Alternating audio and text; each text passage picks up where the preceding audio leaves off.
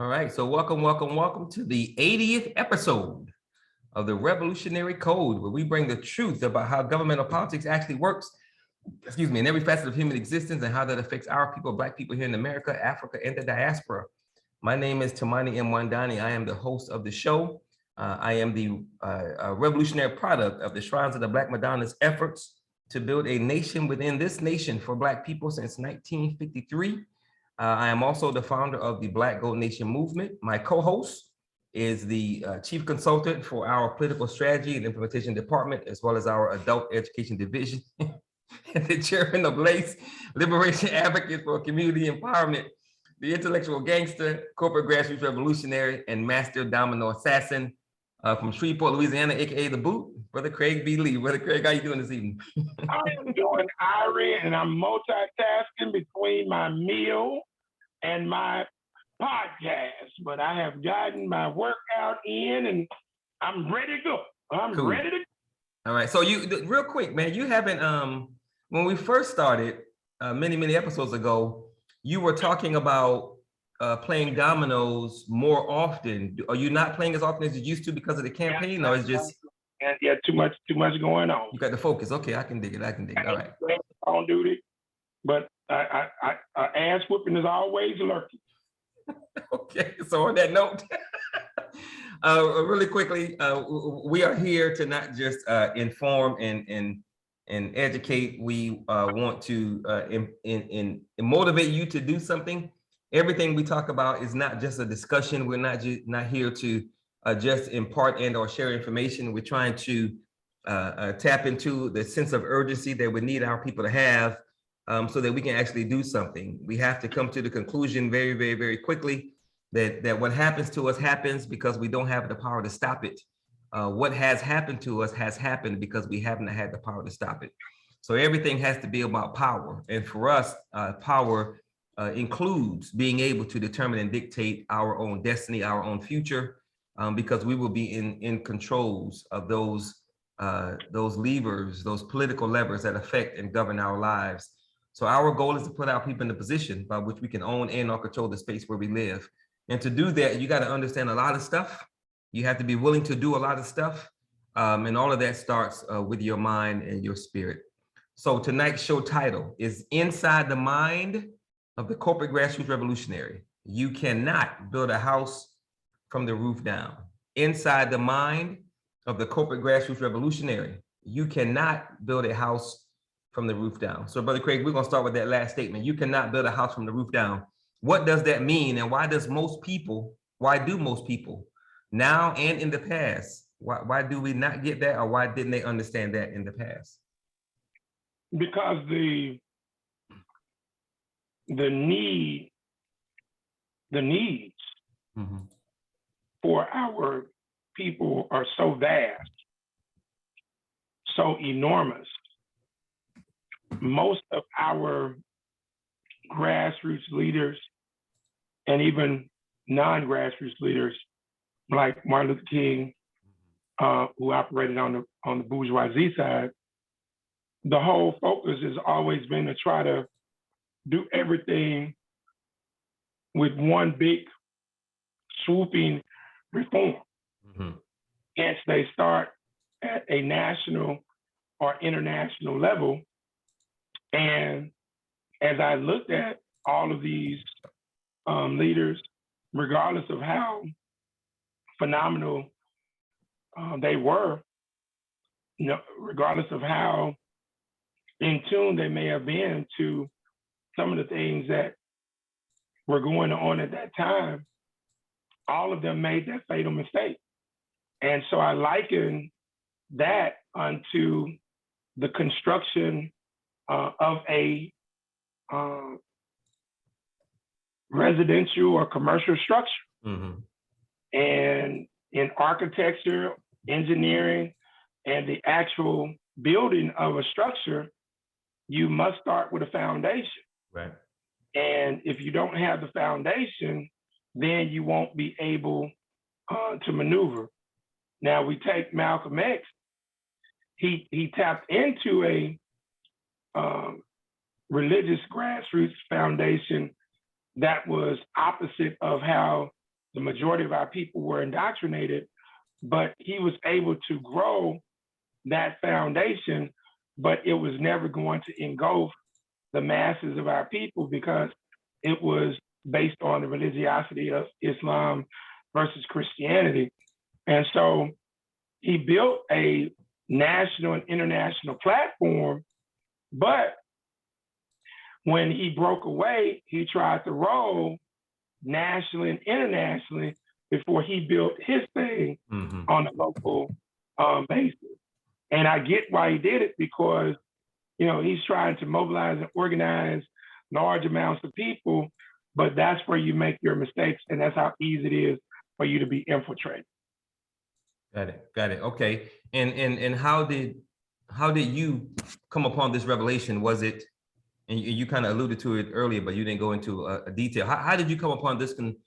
This revelation that the way everybody has been going about it, the way people are going about it today is incorrect. It's wrong. It's a faulty premise.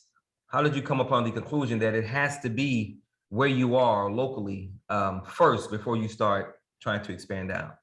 The first way, and again, it all starts with the 6 pillars of empowerment: the spiritual and the cultural. You know, being able to be open to these lessons that the Creator and the ancestors will teach you. But in 1995, my former business partner, Israel Shadea, said, Brother Craig, if you want to get to know the Creator, study nature.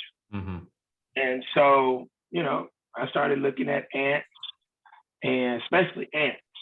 And I mean, you may not see any type of ant hill one day, and the next goddamn day, you see a mound, a big ant hill. Like, how the hell did that start? And foundation. And since Israel was an architectural designer, I had the privy of being on board as we designed the Dr. Howard Sims dental facility. All started with a foundation. He built the foundation on a pier and beam system, which allowed the building to adjust as the earth rotates on a 23-degree axis throughout the course of a day. So that was the first part. And then in 2006, I had the opportunity to do my first home, a reconstruction project. And although the home, we were not going to completely tear it down, the first thing that we had to do before we got inside of the house to put any walls up and redo the roof, we had to level the foundation. And so we had to construct pier and beam building blocks in order to solidify that foundation, in order to level it, because if it's not square, then you're not going to have a building that will stand the test of time. And so it was doing those things, Israel and my own project, and it's like, oh, this is applicable to what I'm doing in grassroots advocacy. And that's how I was able to make the connections. And then I looked at Malcolm and Garvey and King and all of these particular movements. And that is how all of them were focused, trying to do things nationally and then, of course, internationally before they really occupied the local, meaning a city or a small city, a mid-sized city, a town, or a village. And once you learn more about the security breaches for each entity, that's when you now see like, oh, see, without having that solidified, you open yourself up to more and more security breaches. Okay. Can you name someone from the past who either got this concept of not being able to build from the roof down, or someone who came close? The Panthers would have been the closest, But they didn't spend enough time cultivating their local. They started, but then once they stormed the state capitol in California with the guns, they immediately, skyrocketed on a national and international basis, and they didn't have the infrastructure to sustain it. And that's how the FBI infiltrated them very easily. But they would have been as close as we've seen in terms of a pretty mass appeal with a grassroots foundation. Why do you think that close to the end, and you actually talked about this, and we also went into detail when we did the movie review of Judas and the Black Messiah. Close to the end, of course, they were beginning to understand the importance of political power, running for office, controlling your local space. But at that point, it was already too late because they had already been heavily infiltrated. But we see, I don't want to necessarily call them copycat movements, but we see other groups trying to fancy themselves after the Panthers, but they don't seem to understand where the Panthers were going. They're still doing the same thing. They're still making the same mistakes that the Panthers made, although the Panthers were coming into a new understanding. Why do you think that is? No spirituality, no right culture, and no willingness to research. And that's why Bobby Seale doesn't have anything to do with any of those new groups. He despises them because the other thing about the Panthers, these guys and sisters were brilliant. Yeah. I mean, these weren't like the original members of the Panthers, man. These were college educated. I mean, these people were students. Yeah, they had the wrong political philosophy. Yeah, they didn't really understand capitalism. Yeah, they got caught up in socialism and communism. But these cats were very, very smart. And they understood the importance of public policy. They didn't know how to go about really making it happen. But once they got to a point of saying, okay, we can no longer agitate, we have to now learn how to shape public policy from a grassroots standpoint. The people today, they don't do their research. And they're not operating from a spiritual and cultural basis where you would basically be willing to be trained and mentored by a Bobby Seale or an Elaine Brown or some of the other cats who are still alive. Like there's a brother here, Brother Zaid. He's a former Panther, was directly connected as one of the security forces, had come back from Vietnam. And he was right there with him between California and Houston. Man, this brother talked throughout the week. Talked throughout the week, whether it be on the phone, messenger, or text, right? And we talk about these things. And he's like, man, you're right on it. This is where we made our mistake. You're right on it. Bam, bam, bam, bam. But they don't yield to that type of mentorship or counsel. Right. And that has to go back to ego, if nothing else. Yeah. See, because without spirituality and right culture, ego, arrogance, all that then comes into play. And then you're believing that because they didn't do it, what can they tell me, right? They didn't accomplish everything. And it's the craziest thing. Like one of the most disrespectful things that I've seen from these young people, and you really start to see it with the Mike Brown stuff, so-called advocacy work. They have signs up, I am not my ancestors. Yeah. And they don't know that you're right, you're not, because they actually did a lot more with a lot less. Exactly. But they're trying to call them out like, we ain't punks. We ain't gonna say. And I'm like, y'all really have no understanding of history. Yeah. I despise those signs. So, but yeah, arrogance, ego, all of that lower nature negativity and toxicity that comes with without having spirituality and right culture. Have you by any chance ever thought about, I know last week we talked about female, woman, male, man, and you gave a very thorough process as to how male becomes man, female becomes woman. Have you thought about the steps and or processes, and you don't have to answer this now because I am going to come back to it later, but have you thought about the steps and or processes to get a person who might have the necessary fundamentals of a good corporate grassroots revolutionary, but because of their ego, they are in their own way. So have you thought about processes and mechanisms by which you can get that person to open up and understand that if you get out of your own way, you can go a lot further? It has been my experience since I've been on this path, directly on the path since 1985. I'm out of the business of trying to convince hard-headed ass, egotistical, arrogant Negroes of just what you said. There was a time that I would try to show how this. A prime example. You asked me to look at the series Dope Sick. Yes, sir. And I've completed it.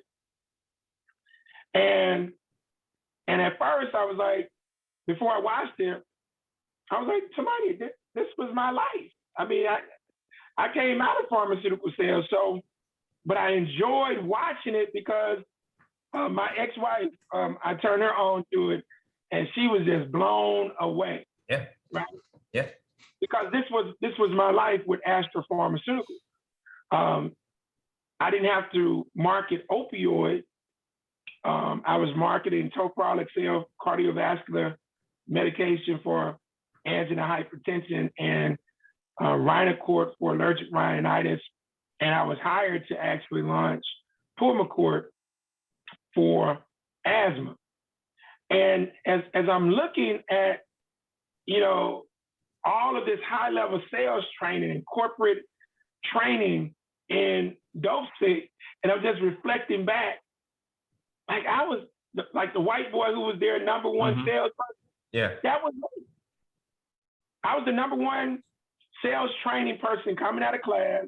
I was number 10 in the United States. And it's like, all of these skills I've tried to teach these retarded people how this really works. But what I've learned over the past 27 years of doing this work in Shreveport as a corporate grassroots revolutionary, most of these cats are so hard-headed that they don't want to listen. Yeah. That's how I understood why Bobby Skills said what he said. And so I've learned, unless you're ready, willing, able, and committed to being taught and trained, man, I'm not gonna even try to correct you. Right.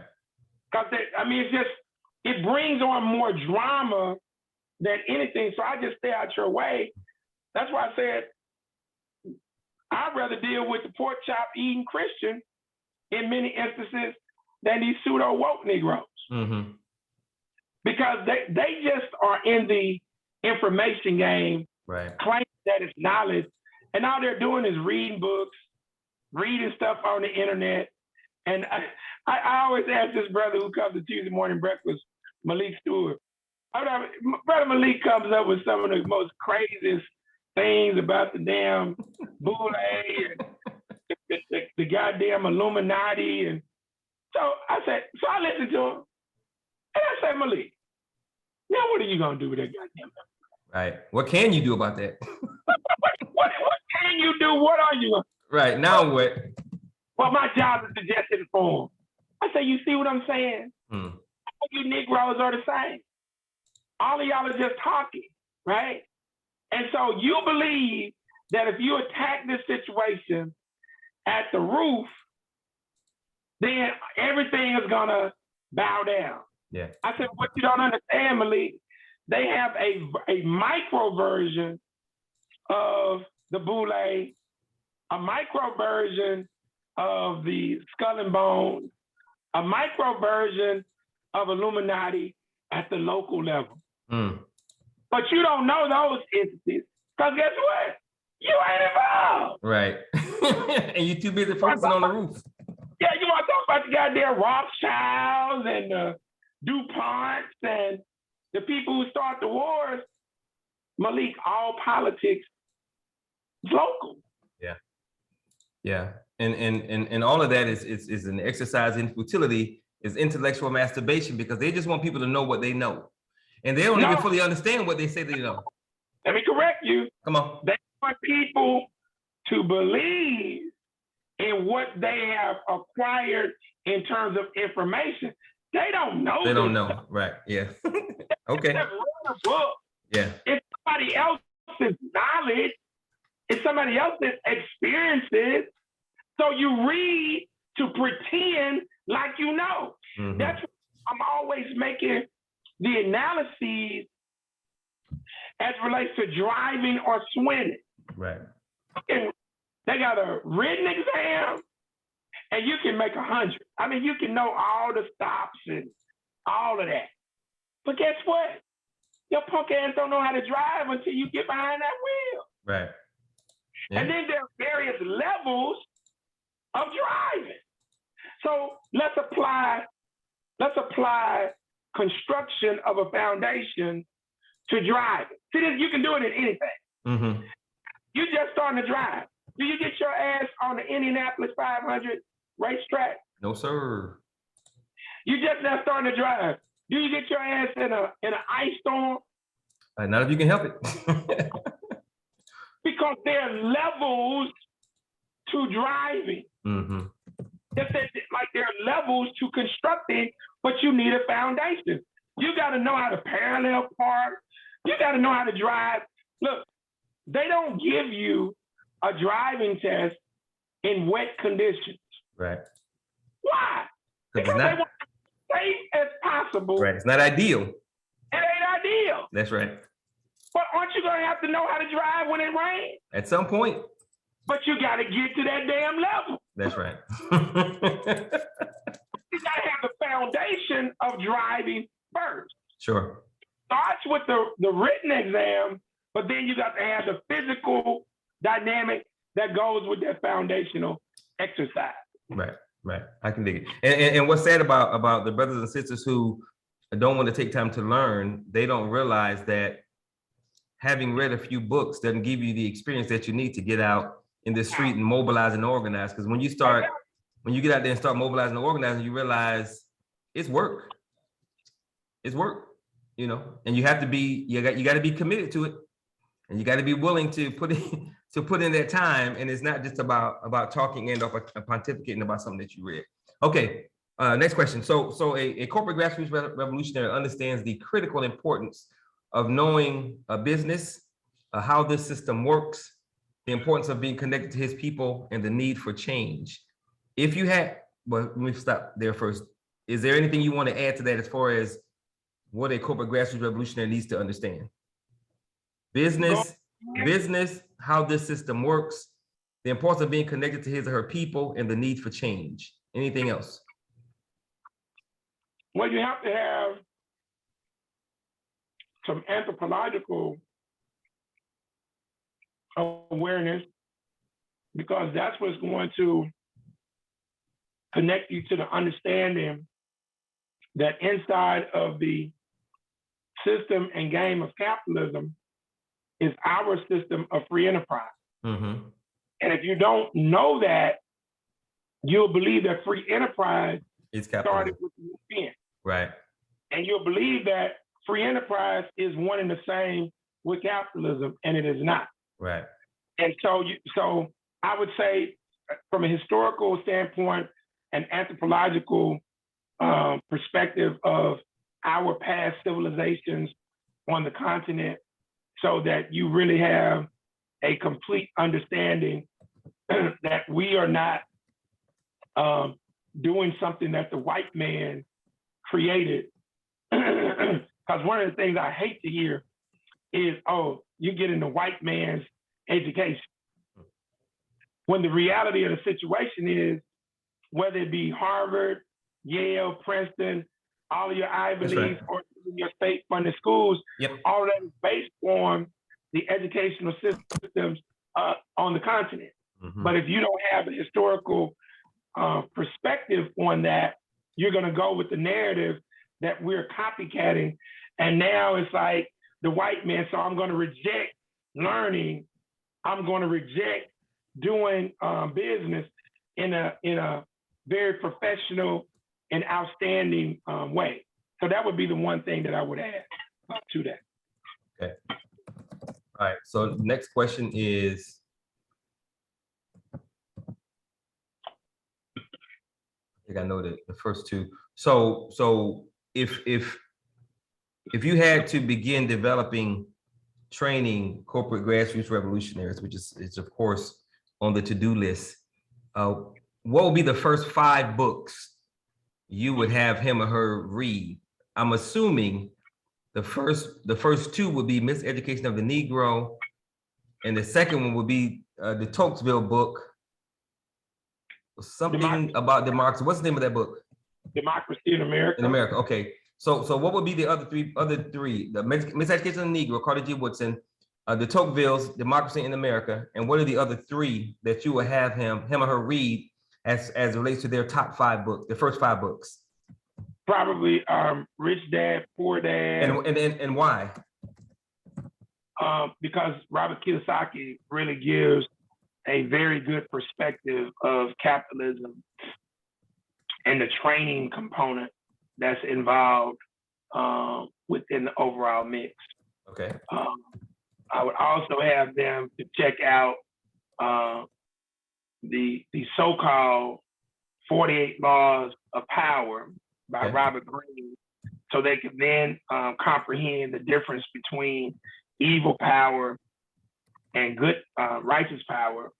There's some things that in the pursuits of both are commonly shared, but 48 Laws of Power is about evil power, and so many people try to promote that book and not understanding that you really have to get into what Robert Greene is pushing, but you need to understand that so you can comprehend how evil people are able to do what the hell they're able to do, right? Okay. And you said the author is Robert Greene? Mm-hmm. Okay, go ahead. And then I would probably recommend a book called The 22 Immutable Laws of Marketing by Al Ries and Jack Trout. Phenomenal book about how to market.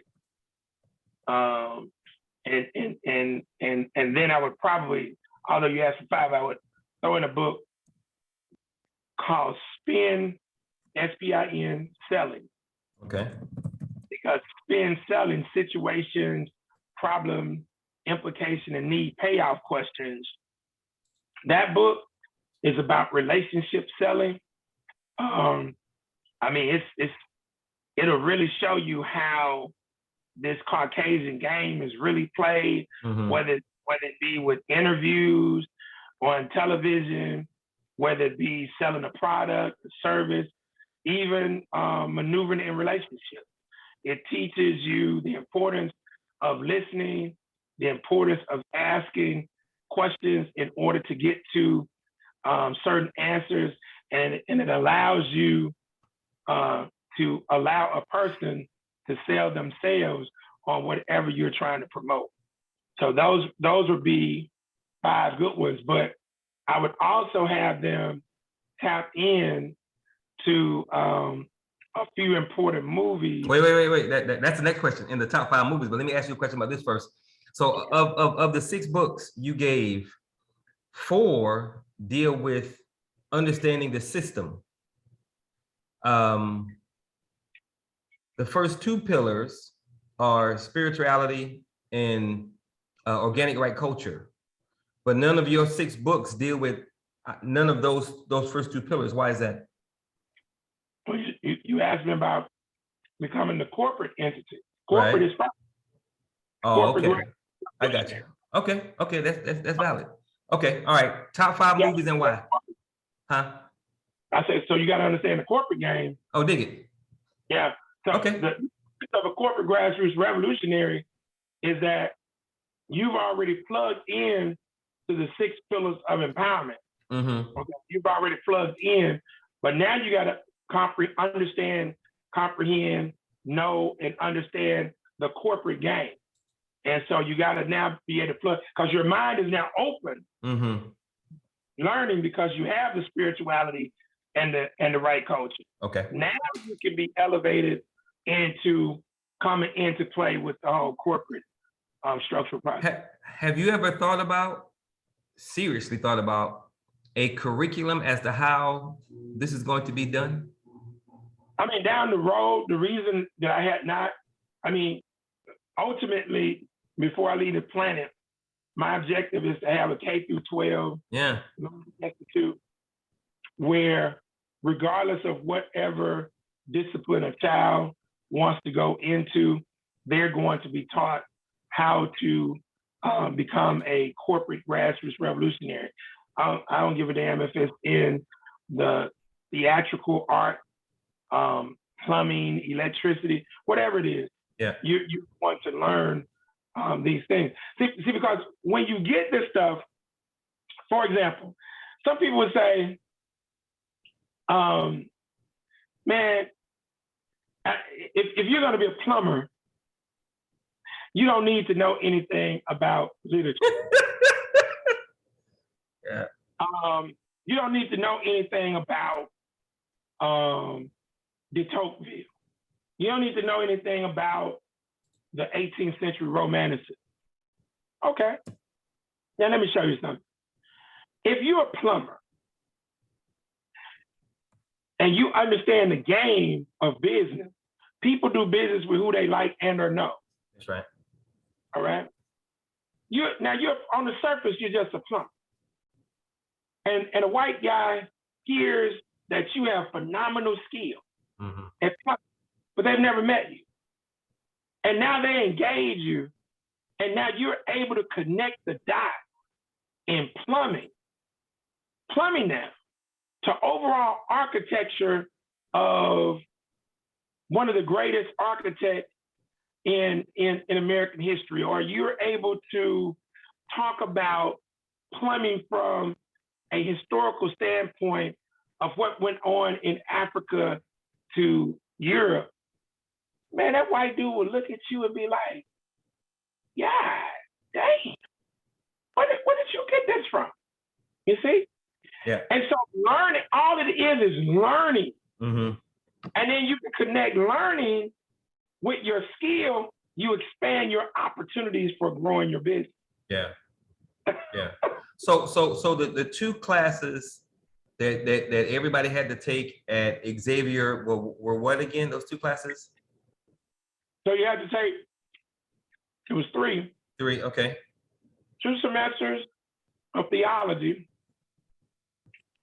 2 semesters of philosophy, and a semester of ethics. Okay. So I'm assuming at some point, as we seek to train, raise, develop corporate grassroots revolutionaries, then those 3 things have to be in there somewhere. Yeah. Yeah. Yeah. Okay. So get. And let me say this, Mike. My major was marketing economics. Mm-hmm. I remember a episode of Different World with Dwayne Wayne and his partner, and they were talking about certain courses that they were required to take. And I was going through the same thing, and Mike Gunn can tell you this because he had to go through the same courses. And I remember looking at that episode, and I was going through the same thing while I was a freshman at Xavier, and I was laughing. I was like, damn, this is what we're going through. Like, why I gotta take theology and philosophy and ethics? Man, I'm gonna be in marketing, I'm gonna be corporate. But everything that I do as an entrepreneur, as a grassroots advocate, as a corporate grassroots revolutionary, everything I do every day revolves around religiosity theology, philosophy, and ethics. And it is my contention that the majority of people can never comprehend the diabolical nature of this game beyond the lack of spirituality, beyond the lack of right culture, beyond the lack of understanding all of the, what politics and economics and all this, beyond all of that. The reason that the majority of people would never figure this out, they've never taken a class like philosophy. Yeah. And most people don't want to learn. They really push back against learning. Yeah. Definitely, most of them don't. But even those who open themselves up to reading and learning, they don't understand. They've never taken a philosophy class. Yeah. So they don't know that all of these things that we're governed by philosophy. Somebody's philosophy. That's right. When you can comprehend that, now you can really remove this illusion that white folks are this just the bomb. Right. But until you understand that this is just something that they created and made up based on our stuff, right, you can always be indoctrinated. Yeah. Yeah. Amen. All right. Give me the movies and why. Definitely Wall Street. Okay. Definitely Wall Street. I love that movie. Because Michael Douglas puts it in there. Greed is good. Wall Street 1 and 2. You say greed is good. Okay. Damn, we don't have to do that the next week. I was about to say, the movie review is this weekend or next weekend? Next weekend. Damn.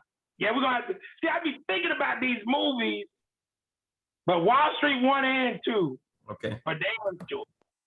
Got to be a part of the overall get down. This movie called Glengarry Glen Ross. Glengarry Glen Ross. Glengarry Glen Ross. Okay. Phenomenal sales movie. Let's see what else.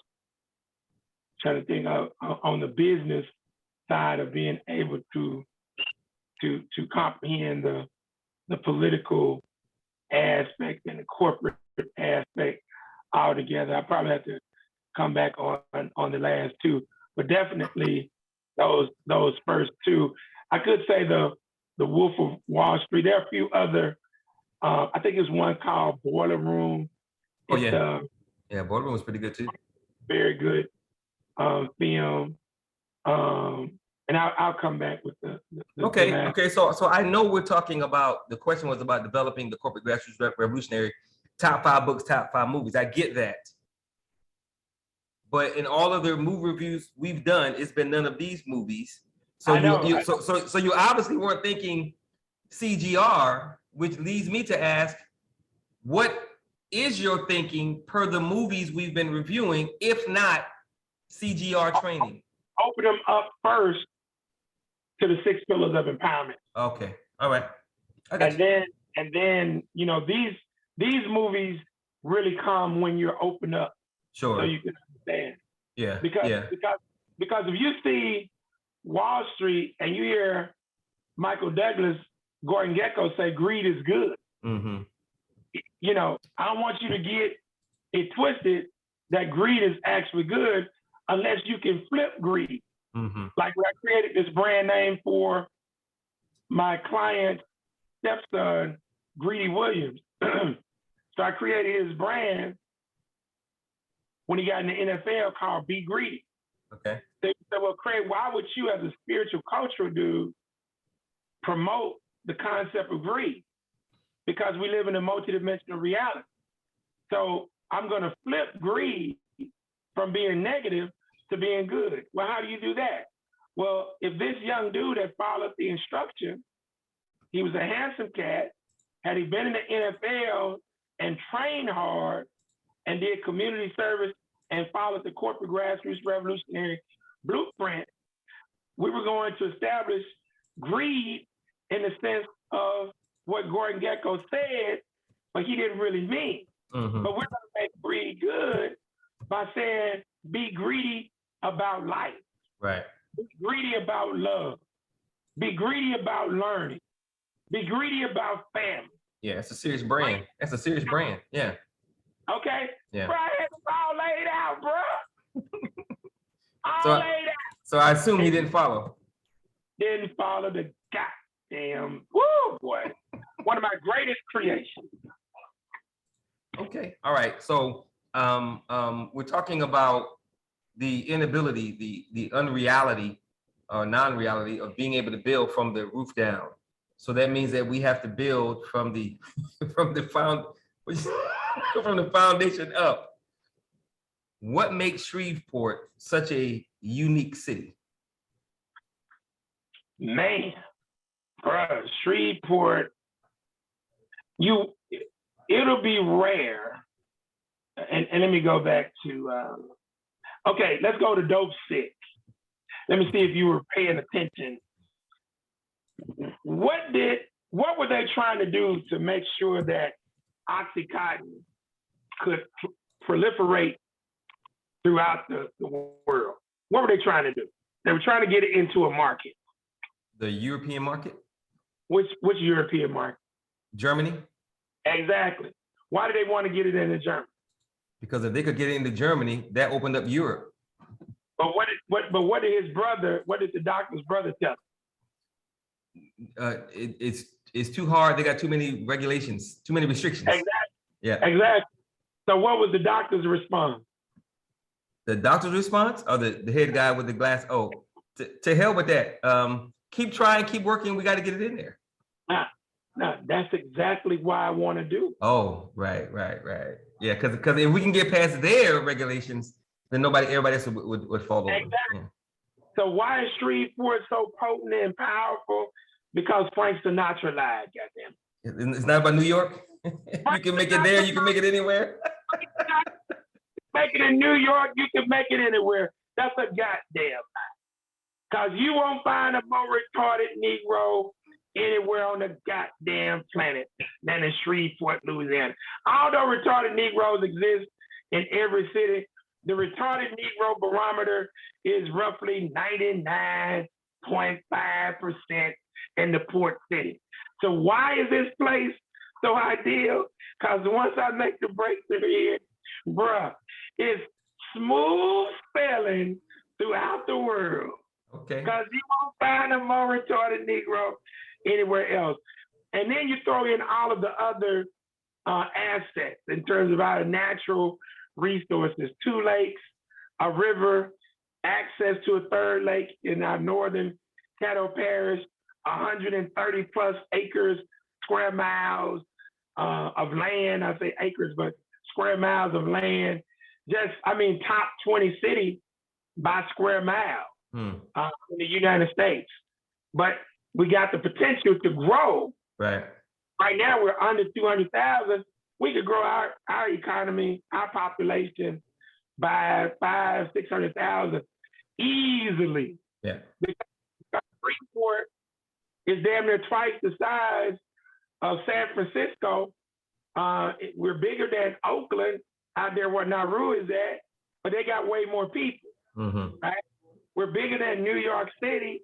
We're bigger than Atlanta by square miles, but they got more people. So we could actually grow. We're bigger than New Orleans, but they got more people, right? So Shreveport offers an opportunity, especially for a corporate grassroots revolutionary, to it's your playground. Right. To get all of your kinks out of whatever business venture you're trying to do, and then be able to launch it, expand your reach, your footprint in a dry time market. Dallas, Texas is just 2.5 hours away. That's a top 10 city. Houston, Texas is just 3.5 hours away. That's a top 10 city. New Orleans is just 4.5 hours away. You see? Yeah. So less than 6-hour drive time. You got access to over 40 million people. So we have to be in those cities. So we can benefit, become a multimillionaire here, take advantage of all of our natural resources, expand our airport, our regional into an international, and then expand our downtown airport. Bruh, I mean, cost of living ain't much. Yeah. You Yeah. know, then we Okay. got access to the third largest military installation in the world, Barksdale Air Force Base, right down the street in the Ritter Leesville. You got Fort Polk Army Base. You see, then you got three HBCUs, one in Shreveport, which is a community college, Southern University Shreveport. 65 miles to our east is Grambling. 40 miles to our west is Wiley. Okay. You see? All right. So you said the population was less than 200,000? Yeah. Okay. And the plan is to grow it to 500,000. No, grow it by 500,000. By 500,000. Okay, cool. Okay. So meaning get up to about 700,000-800,000. Okay. Okay. So what are the major industries of the city at this point? Oh, the medical. The medical is our number one. Our gaming is major league, Mm-hmm. and that would pretty much be 1 and 2. Our largest employer is Barksdale Air Force Base, and most Negroes have no perspective of understanding how enormous that market is if we tap into it. Okay. But the medical, the gaming, and the governmental sector over at Barksdale. Okay. Those are our main industries. What would you say the greatest strength of the city is? Our natural resources. Okay. Our natural resources, the land, the climate, the waterways, our infrastructure is solid. Mm-hmm. You can maneuver in Shreveport and never have to get on the interstate because our street, I mean, it's very easy to navigate and move around. Okay. And the greatest weakness? Savage Negro. That's your answer? Savage Negroes? Savage Negroes. Because again, we know that the philosophy, system, and game of capitalist white supremacy is the number one thing that creates Mm-hmm. it. Yeah. But it's the savage Negroes who stymie the progress. But again, that weakness to me is also the opportunity for me to test out everything I need to do here. And again, this is where Dad's on duty has been born. This is where I helped create the national format for Students Against School to Prison Pipeline. This is where Tuesday Morning Breakfast Group was born. This is where, so many things that's been incubated out of here just through myself and my team. Yep. Let alone the historical aspect of what we bring to the table with Johnny Cochran and Richard Williams and all of these other phenomenal people who have put their mark on the world. Mm-hmm. And so now we just have to handle our business and help to attract some of our intellectual capital that moved away 40, 50, 60 years ago, bring some of that talent back, some of those resources back, some of their grandchildren and great-grandchildren back, because Shreveport is the bomb. I'm just gonna be honest. So you said the greatest weakness was savage Negroes, and you said savage Negroes specifically as opposed to melanated grassroots Negroes. You said savage on purpose. Yeah, well, I damn near include all of them. Yeah. Well, I'm making the distinction because we know at some point. So you're saying savage as opposed to grassroots on purpose. We have a major crime issue that helps to drive a lot of the talent out, whether they be melanated bourgeoisie, pseudo bourgeoisie, or melanated Negro. Okay. And all right. They are Corp. Amen. So you told me why you thought the city was unique. You gave me a lot more than I was expecting, but that goes to the next question. You know the population, you know what you want to grow it to, and of course you know how you want to grow it. You gave me the major industries, the greatest strength and the greatest weaknesses. Why do you know all of this? because I've been engaged for 27 years from the foundation. I was able to leave corporate America and become, as my good colleague Kermit Sims like to say, a zoologist, and study and observe everything in the city. So I've been analyzing all of this, and in order to make the best cases for whatever I'm advocating, I have to know the data. Yeah. I have to know the data. When I first got back to Shreveport in 1994, Shreveport was right at 215, 220,000 people. So I've been able to see the population diminish. Yeah. Based on established Negroes doing all this killing, based on corrupt Negro politicians not doing anything to help stimulate and grow entrepreneurship, based on the racism, based on the white supremacy. Yeah. People migrated to Houston, to Dallas, Sure. to other places. So I've been here seeing this happen and unfold for the past 27 years. Okay. And so you become meticulous when you're dealing with the city council, the parish commission, and the school board, and the state legislature in terms of this data. Okay. So is it safe to say that to be an effective corporate grassroots revolutionary, one must also know these things about their municipality? Oh, without a doubt. Yeah, because if you don't know these things, you'll never be able to not only maneuver and navigate, but you won't be able to implement any sort of vision because you won't know the landscape of where you live. Exactly, and you'll constantly be focused on trying to complain to your enemy and ask them to stop being your enemy and being your friend, asking them to please, do your job as a righteous soldier, and that's never going to happen. So when you Shreveport, I'll say this: had I stayed in Atlanta, because I was on the fast track in Atlanta as a pharmaceutical before I was relocated back here. Had I stayed in Atlanta, I would have missed so much, bro. Because I was already tied in to the Black leadership apparatus through the 100 Black Men and several other entities. I would have missed a lot. I would have missed a lot. But being here in Shreveport, I've had the chance to learn because I've been directly close to the action.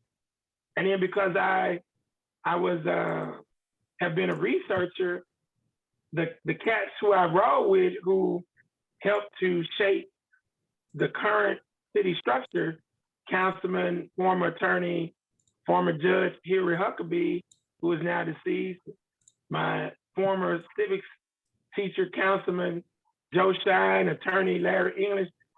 These cats let me roll based on, I had the courage and I was already maneuvering, but they didn't have me have any issue with me being really close to the action because they saw me as somebody green. They saw me as a green grassroots activist. Right.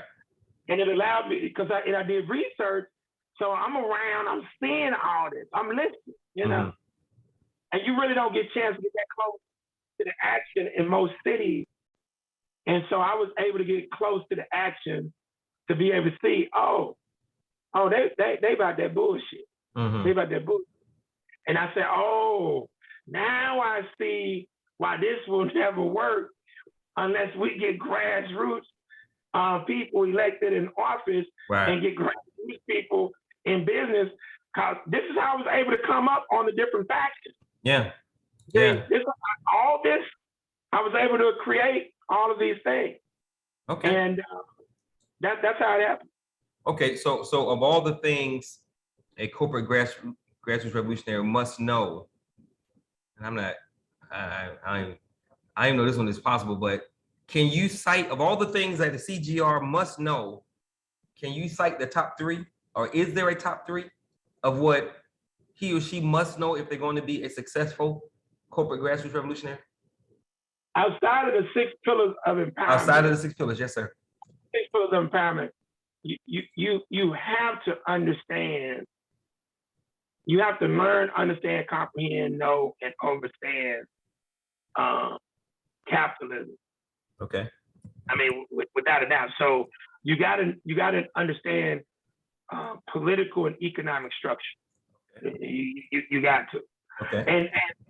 And even before that, which the six pillars of empowerment would help you to do this. Sure. You have to embrace the seriousness and the concept of learning. You say embrace the fierceness? The seriousness of learning. Seriousness. Okay. Yeah. The seriousness of learning how to learn. Okay. And when you can embrace the seriousness of learning how to learn, then it opens you up to then researching so you can learn, understand, comprehend political and economic systems. Because, and of course, public policy.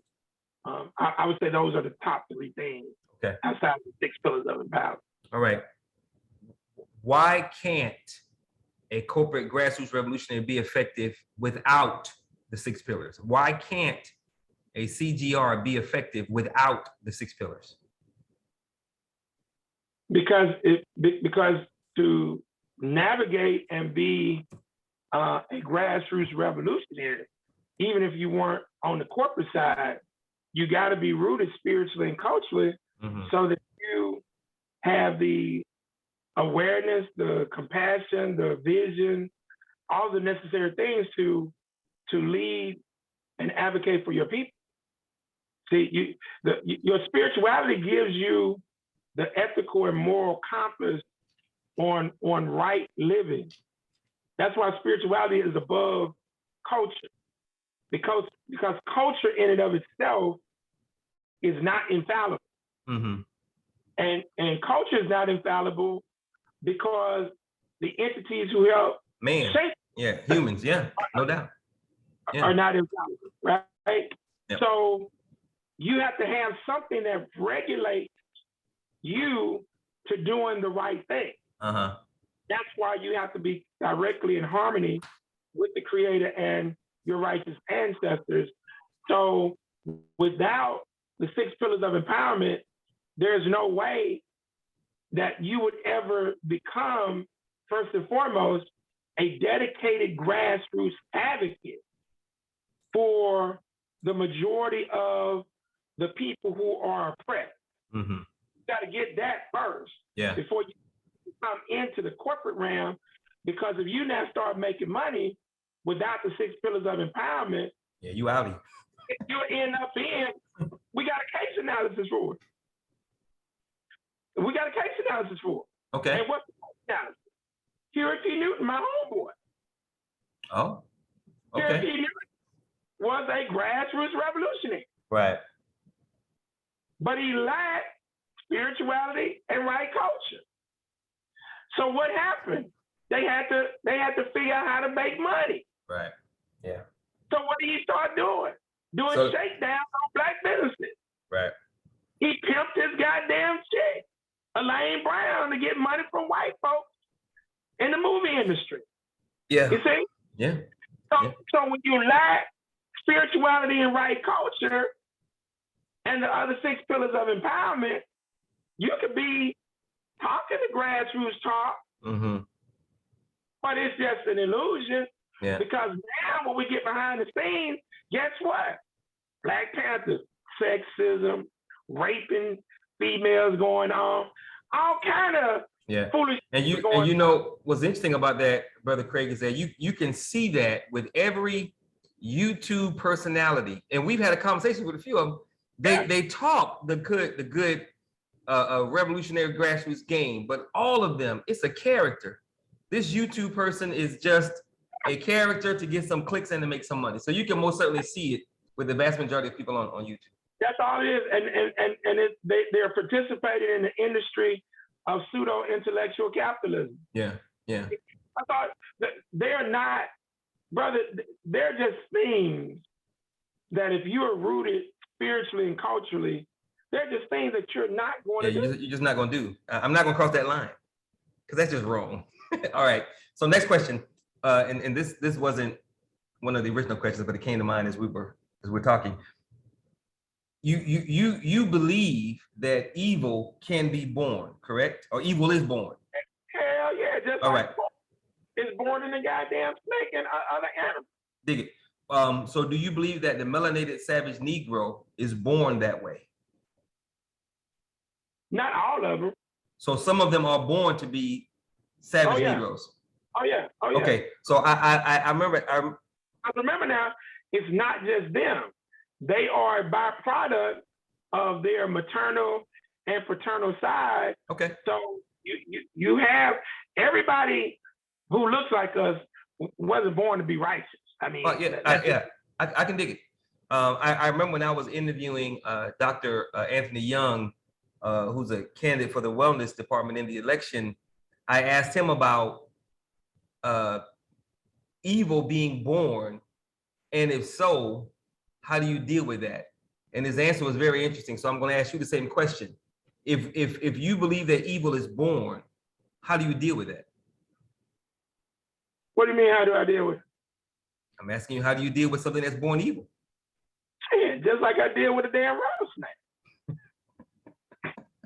All right, next question. A rattlesnake is born poisonous. I know to stay away from that. I know to observe and analyze, and depending on whether or not this particular evil entity decides to encroach upon my space, then I will deal with him or her accordingly. Yeah. Other than that, I will leave them in their goddamn habitat until they encroach upon me or what we're trying to do. Then at that point, you have to. We're gonna have to put your ass in the dirt. Yeah, and Dr. Anthony said you have to contain it or kill it. which was a very interesting answer. I wasn't expecting that, but I was glad to hear it. I'll say that much. Okay. All right. Next question, and we only got two left, and then one, and then the final. So how does the corporate grassroots revolutionary in training? How does he or she better understand and utilize? No. How does he or she better understand, utilize, and implement the 6 pillars for the person who wants to be a corporate grassroots revolutionary? They're on that path. They're trying to do the right thing. They're open to learning. How do they better understand, utilize, and implement the 6 pillars? By getting involved and starting to do work. See, there's a curriculum that I will never write. There are certain things that I will never write in a book. I will only teach the people who are willing to do the work. Yeah. Because there's a curriculum that the Creator gives to you and the ancestors reveal to you if you're willing to risk your life for your people. Yeah. And I don't give a damn who it is, unless what Malcolm tapped into, the only way that somebody else is going to tap into that, you're going to have to be willing to put your life on the line. Because there's certain things that's going to be revealed to you based on you being in that struggle, right? Yeah. And so in order for you to effectively know how to maneuver as a corporate grassroots revolutionary, the first thing you got to do is get engaged with your people and be willing to goddamn fail. Yeah. I was told in 1985 at a governor's prayer breakfast, we were all invited, those who were student council presidents throughout the state. And I was student council president of Fair Park High School. And we were invited to the governor's mansion to do this leadership deal. And I remember this white dude said the most profound thing. This was just a little bit before I got to Xavier and had to start going through my curriculum there. But this white guy said, in order to succeed, you must first fail. And I was like, that's retarded. I mean, I've never failed. I succeeded everyththing. And I'm like, that don't make any sense. So he kept on talking. He said, in order to succeed, you must first fail, because through failure, you learn. You gain experience, yeah. And experience becomes your roadmap to success. Right. So then I thought about it. I said, wait a minute. Yeah. Well, when I used to try to ride my bike, I fell off. Sure you did. Okay, I had to be willing to what? Fail. Yeah. And what? learn and succeed. Yeah. Yeah. And so, if you look at it the right way, it's not really failure. It's a lesson. It's a lesson. Yeah. And so that's the number one thing. You got to be willing to get in this fight and do work and sell something and have people lie on you and have people not pay you and have people say they're going to do this and they don't do that, right? You got to build up. You got to build up a tolerance for bullshit. You got to build up a tolerance for dealing with our people because our people are messed up. They really are. That's right. Okay. No doubt. They really are. And so if you don't go through this process, hence, again, the foundation. See, by the time, here you got Malcolm trying to do things nationally and internationally to free Black people, trying to do things at the root. But damn, Malcolm, you gotta, like, okay, now that you've left the nation, how you gonna make money? Yeah, how you gonna protect your family and feed them? How you gonna protect your family? Yes, sir. Okay? So you gotta start at the ground level to get involved so you can really see. And so the 6 pillars will help the corporate grassroots or potential corporate grassroots revolutionary to build up the tolerance, the love, the passion. Like you go back into Christian scripture and you look at the story of Moses. Moses was born Hebrew, but he was raised in the house of the ruling class, so-called family. Yeah. Well, when the Creator gave Moses his purpose papers that he was supposed to lead the chosen people out of bondage, Moses couldn't just go and lead the goddamn chosen people. What had to happen, Brother Tamani? He had to go learn who the people were. And how long did it take for him to do that? I don't know. 40 goddamn years. I was gonna say 40 years. Shoot. Yeah, took a while. Yeah. Took a goddamn. Now why? Because you can't lead what you don't know and understand.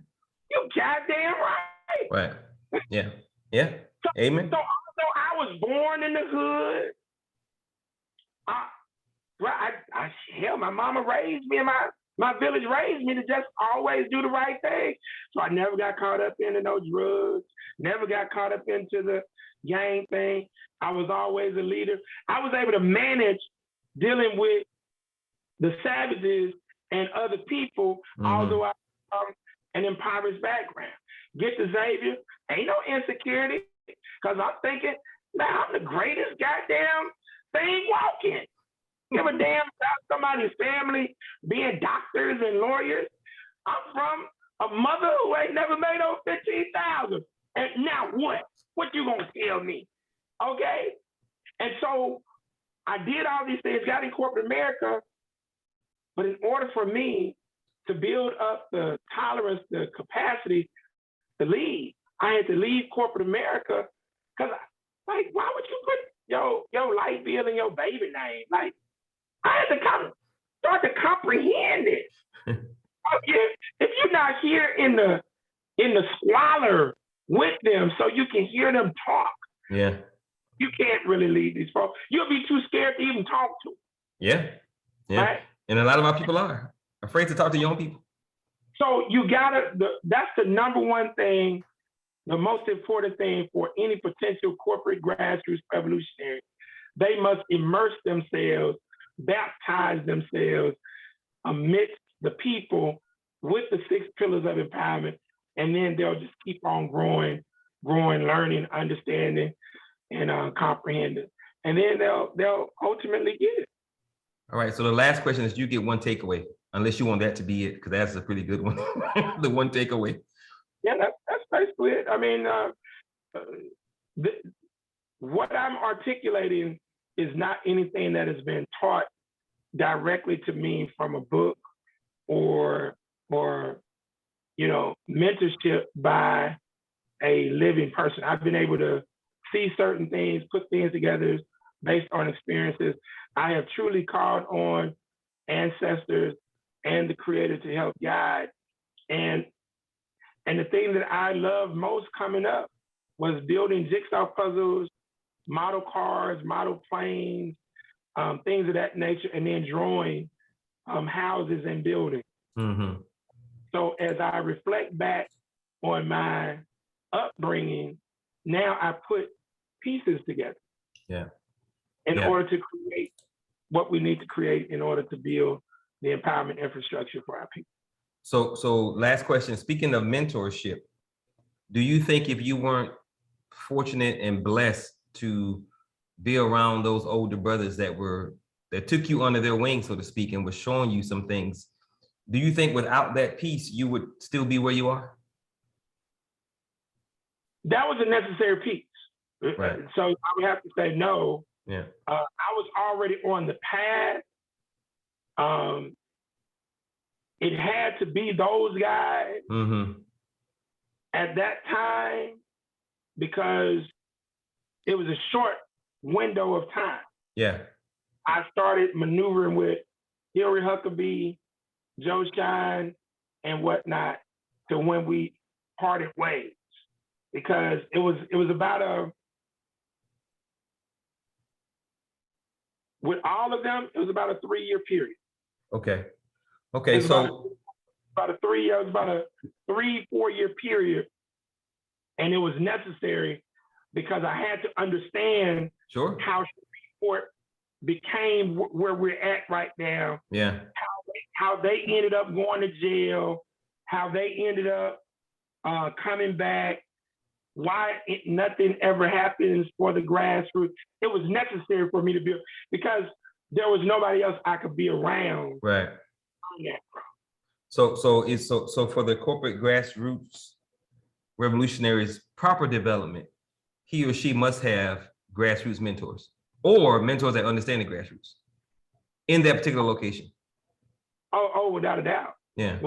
Without a doubt. Yeah. You know, yeah.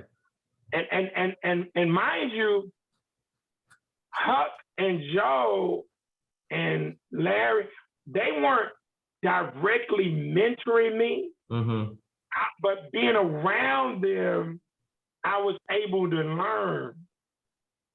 And so just being around them, I was able to understand, comprehend, know, and understand. And so, you know, Hillary Huckabee asked me to promise him at some point that I would eventually go back and get my law degree, because he likened me unto, when he first heard me do my presentation, I'll never forget, this was 1999.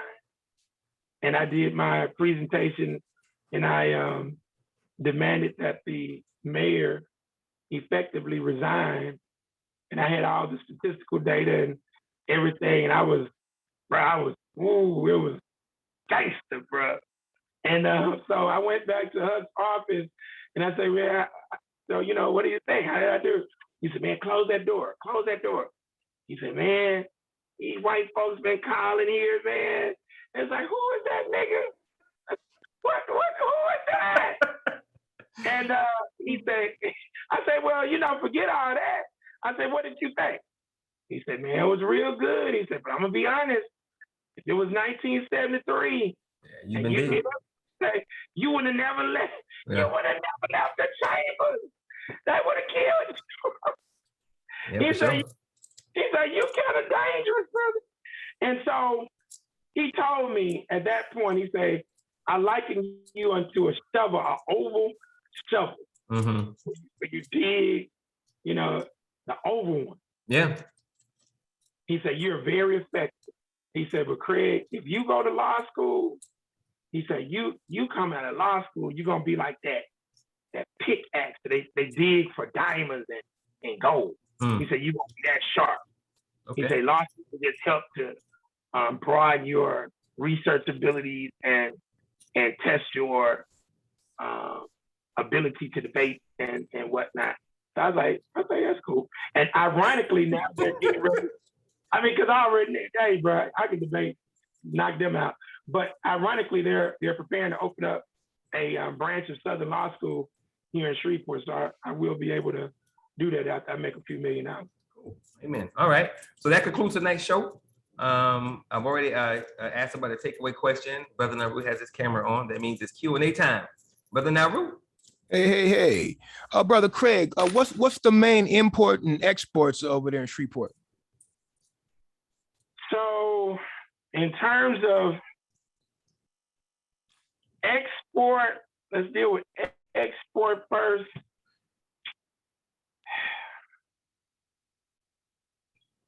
It would have to be our intellectual property. I mean, I'm just being honest. I would. No. I mean the physical stuff. I'm going with, there's a such thing called the cultural economy. Okay. And it is classified similar to goods, physical product, goods, or service. So it is the importation and the exportation of your foods, your music, your, these particular things. Okay. And as it relates to Shreveport, I would have to put our cultural economy in terms of the export, because so much of our talent has gone off and has created millions and billions of dollars throughout other parts of the world. I can't say we have a particular crop. We really don't have any major corporation. It used to be oil and gas. Okay. It used to be oil and gas, but the oil and gas market died for the most part. They came back with the natural gas. They still pump here. I mean, it still exists, but it's not on the level of South Louisiana right now. And so our agriculture exists, but you already know that they don't allow for a lot of agriculture to really be sold from a local standpoint. So they import stuff in from Mexico and all these other places, which is absolutely retarded. Yeah, that's crazy. It's a part of the politics. But I would have to say our cultural economy. Our biggest import, that's even tough, right? Because now they used to have a Cadillac Escalade plant here. Like all of our factories, most of them are gone. Like General Motors, AT&T, Libby Glass, all of those things used to be exports, but all of those are gone now. So there are a few things here, but not much. In terms of import, I wouldn't know the specific answer to that in terms of actual import in terms of a product. Right. Well, it's got to be your agriculture if you're saying they're not allowing you to grow and ship out your own. So you've got to be importing it. Yeah. Yeah, you're definitely importing that. But I was thinking about something major. But that would definitely be in the mix. Okay, yeah, just trying to get the climate. Okay, the second question. So you earlier you stated you believe people can be born evil. So do you think it can be learned or taught as well? And would the reverse of that also be true? Oh yeah, it could definitely be learned and taught. I believe that the vast majority of people who tap into evil tap in based on the conditions that they're being raised in and whatnot. Some of them, are predestined to it, but I think the vast majority happens through indoctrination. Can that be undone? Yeah, you can transform the mind and the spirit. I mean, that's what we're seeking to do with Dads on Duty.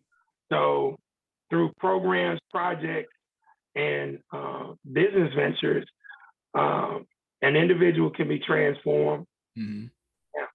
So you believe in nature over nurture, or nurture over nature, rather? Or, in those potentials, Yeah. Mhm. Sometimes nurturing just ain't gonna help some entities because they've been predisposed. But in most of those instances, I think that the nurturing, cultivating one with the 6 pillars of empowerment, having specific programs, projects, doing things like you're doing with your hip hop artistry and the other things that you're working on, those things will help some individuals who are probably in the middle before they go whole hard 100. Mhm. Mhm. Unfortunately, Naru, because you can't legislate or mandate ethics and morality, Right. see, without a force, like you take our homeboy, Tookie Williams, right? Was a bad man, you know, co-founder of the Crips and whatnot. But until he was locked down, I mean, that's what stimulated the transformation. Mm-hmm. You see what I'm saying? And I'm gonna read this for you, Naru. This is for Tamani mentioned the book, Democracy in America. I want you to hear what this white aristocrat said in the 1830s about his observation of our people, because he observed, he and his partner Beaumont rode around in their boat and horses and whatnot, and they observed this concept of democracy. Okay. And they analyzed the so-called native Indian, the African descendant, the poor white, and this is what he wrote. They're from France, right? Yeah. Yeah. I remember. Yeah. Listen to what he says, and this gets to the point I'm making about having to have a force that would force a Negro or a savage to transform. And if you don't have that, most of them will never do it. Listen to this. If he becomes free, talking about us, independence is often felt by him to be a heavier burden than slavery. For having learned in the course of his life to submit to everything except reason, he is too unacquainted with her dictates to obey them. 1,000 new desires beset him, and he has not the knowledge and energy necessary to resist them. These are masters which it is necessary to contend with, and he has learned only to submit and obey. In short, he is sunk to such a depth of wretchedness that while servitude brutalizes, liberty destroys him. Damn. That white dude wrote that in the 1830s. That's some cold. Now think about stuff, the Negro who goes back and forth to prison. That Negro doesn't want to deal with the responsibilities and the challenges of freedom. That Negro wants to be taken care of by the system. Quiet as kept. You gonna get your meals. Yep. You ain't gotta worry about rent. We hot in the cot. Okay. I'd rather be dead, bro. Hey man, Naru all day, brother. All day. That's a good point though. But that white dude wrote that in the goddamn 1830s. Yeah, that's cold. You hear me? And so when we're talking about being transformed, I mean, hold on. I gotta hit you with this. Listen to this. I mean, this white dude wrote this in the 1830s. The Negro makes 1,000 fruitless efforts to insinuate himself among men who repulse him. conforms to the taste of his oppressors, adopts their opinions, and hopes by imitating them to form a part of their community. Having been told from infancy that his race is naturally inferior to that of the white, he assents to the proposition and is ashamed of his own nature. In each of his features, he discovers a trace of slavery. And if it were in his power, he would willingly rid himself of everything that makes him what he is. Yeah. So when you sell out there as Negroes, we talking about what you mean I'm trying to be white. What you mean that's what I mean, God damn it. The white but the Tocqueville is talking about the current and post slave indoctrinated mind of a people. Exactly. Okay. Yeah. What carries over to now. Yeah. Well, that's why it's still so important. I know we talk about, people talking about the historical things, the things that we accomplish, but that is one of the main reasons it's important for us to still put that information out there, to know that we have done amazing things, because we're counteracting hundreds of years, hundreds of years of being told we ain't shit, we ain't nothing. So when people talk about we were kings and queens, we know we weren't all kings and queens. We know that off top. But it's important to know that, we did have some kings and queens. And yes, we did invent things and we did start things. We have to get that information out first. It's kind of like when you got a baby, you don't give them solid food at first. You feed them, a little chewed up or something, or a little, pureed. And then, as they get older and the teeth come, you give them a little more. And a lot of our people just need to understand that. I mean, being a child here, and you guys are my age, we were told that Africans were booty scratchers walking around with things in their nose. And if you ain't never talked to an African, never met one, if someone called you African, you're ready to fight back in the day.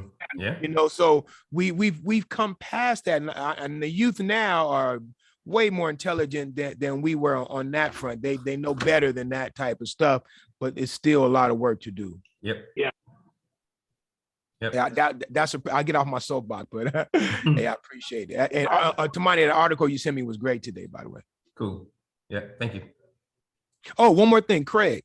I know you said you wasn't writing down curriculum, but do you have anything, a little softer for like youth that you would like to get out to our youth when they're young, and say K through 12 grade, or even K through 6, 5th grade?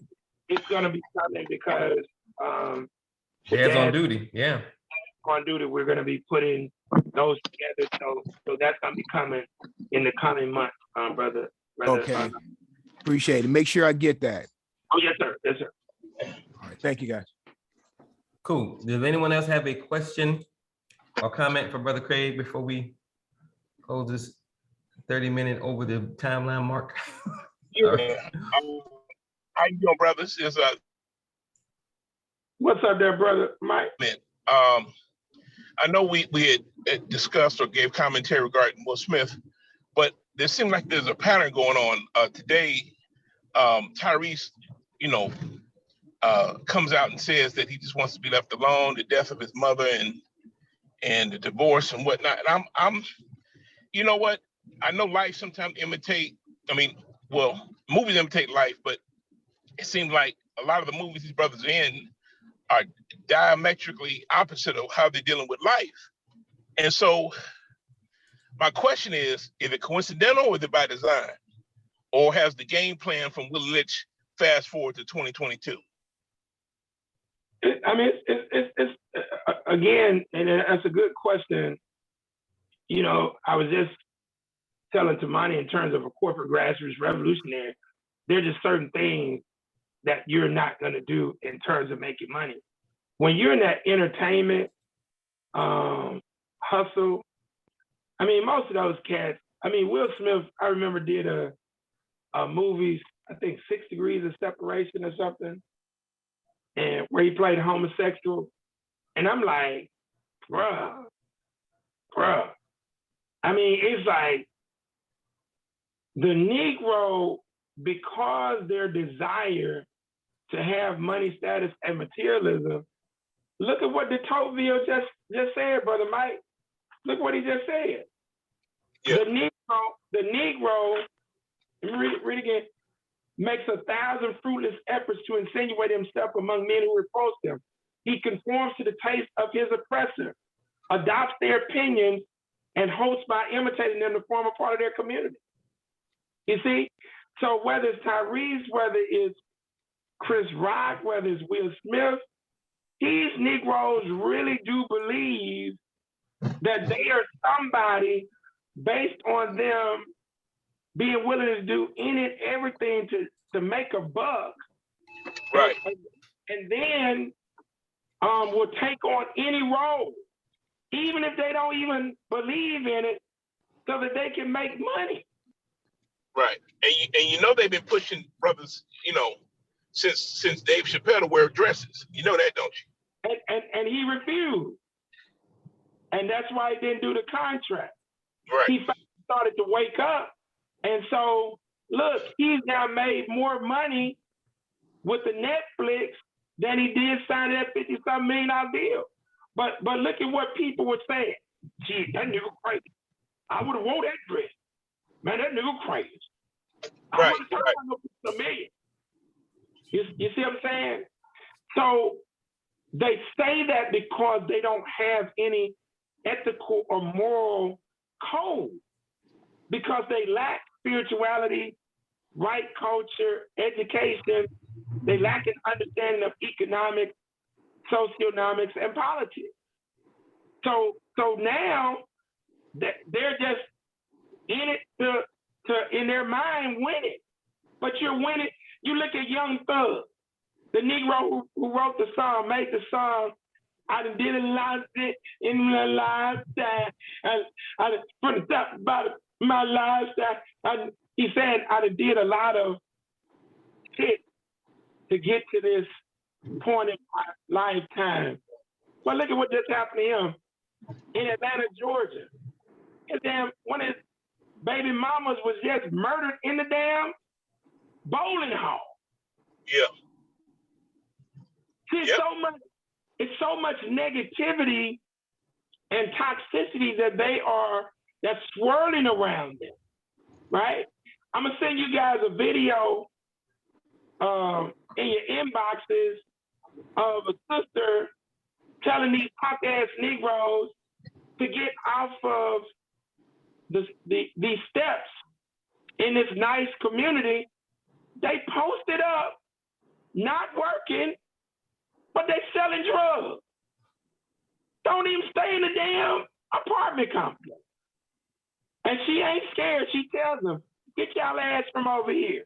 I'm gonna call the police, right? And because now, if there were a dude, they probably would have went on and killed him. They probably would have went on and killed him because they were talking slick. They had guns, but she was not afraid, and she was filming them. And so when Negroes come to me and talk about, man, Craig, it's wrong what the police are doing, and I'm like, until Black lives begin to matter to savage Negroes, they will never matter to any other ethnic group, especially our oppressors. So when it comes to entertainment, yeah. What's that, Mike? What's that, Mike? Bro, Mike, you cut out. You were saying something. You're not muted. Yeah, right on the head. Say it again, Mike. Yeah, man, I'm crossing on the underpass, but I'm glad you said it, Brother Craig, because the very thing that like for instance, Black Lives Matter been trying to promote is already a self-fulfilling prophecy. Ain't no way you gonna convince me that $6 million house you bought is for a place of respite and a place for all that other bull. I mean, I got people out here, man, in LA, man, that I know Dr. Melita, me and her cool. I know most of them personally. But I told her, I said, the optics look bad on this doc. I'm down with it, but it looks bad because you in the same shape.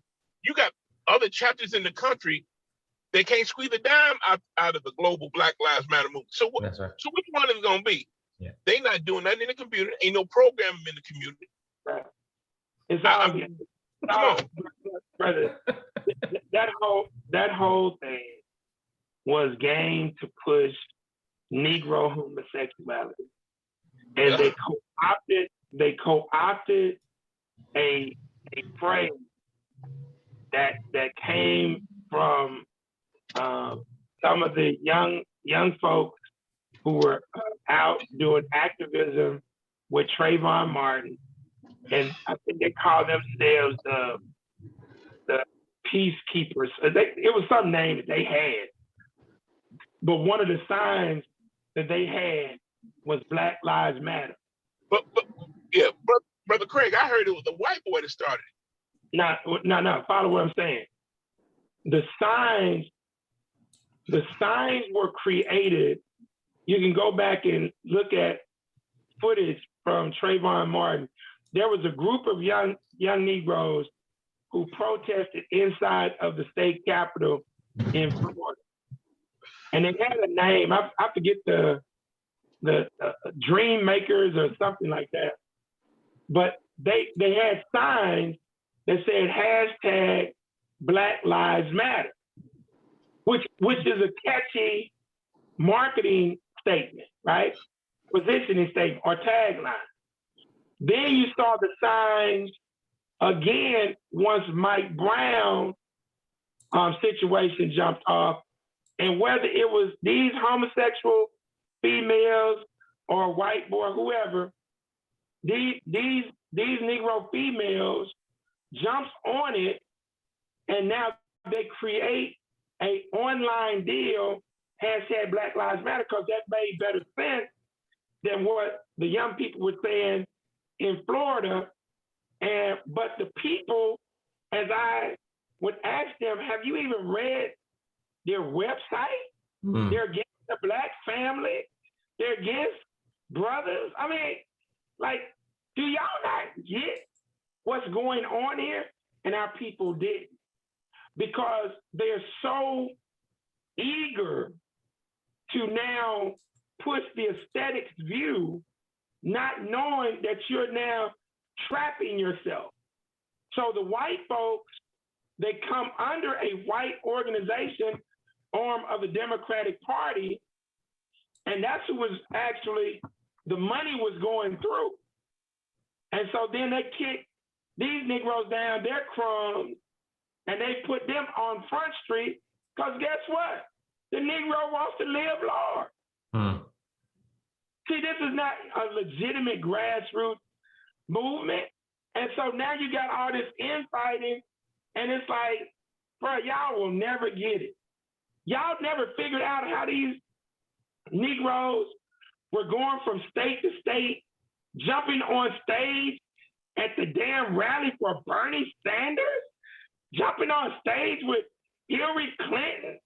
They never figured out how they were getting on CNN. Bruh, you don't do that as a legitimate grassroots advocate or activist. They're not gonna give you that play, right? So we just never did figure it out, and now they've leveraged money, and they're gonna probably end up getting killed, because they're not gonna be able to hide and whatnot. They're gonna need security, because people are finding out and they're getting pissed off, because it's nothing but a hustle. The same thing with Umar Johnson. It looks like that whole school thing is about to be auctioned off. So that's all over YouTube, man. People are. Oh, say it ain't so. Oh, don't bust my bubble like that. Don't do it. That bubble should have burst a long time ago, brother Mike. Oh, God. Man, don't tell me that. Come on. Yeah, it's about to be auctioned, man. He already got a cease and desist letter from the state. Yeah, Mike, y'all get caught up. All of these people figured the game out. It's nothing but talking. They learned it from Farrakhan. They learned this from all of these people since Malcolm, King, all of the leaders were assassinated, with the exception of Bobby Seale. So Tamika Mallory too? Yes, hell yeah. Oh, hell yeah. All of them. Tamika Mallory is a joke, brother. All of them. If you look, bro, I want y'all to, as we close out, there is an African proverb, and I've said it on this show several times before. It is a true statement. This is an African proverb. Be still in speech, so you will succeed. The tongue of a man is his sword, and effective speech is stronger than all fighting.